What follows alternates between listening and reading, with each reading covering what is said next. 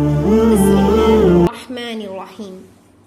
ثوبان رضی اللہ تعالیٰ عنہ نبی کریم صلی اللہ علیہ وسلم سے روایت کرتے ہیں کہ آپ نے فرمایا، جس شخص کی موت اس حال میں آئی کہ وہ 3 چیزوں یعنی تکبر، قرض اور خیانت سے بری تھا، وہ جنت میں داخل ہوگا۔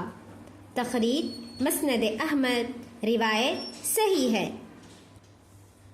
عیاض بن حمار رضی اللہ تعالی عنہ رسول اللہ صلی اللہ علیہ وسلم سے مرفوعاً بیان کرتے ہیں، اور اس میں ہے اہل جنت 3 قسم کے لوگ ہیں۔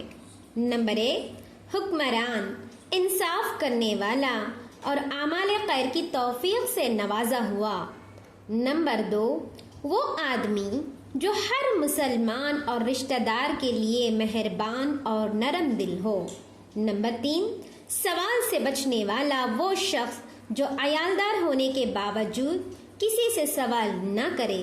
تخریج صحیح مسلم۔ Thanks for watching. Kindly like, subscribe and share my Junubian channel. Assalamu alaikum.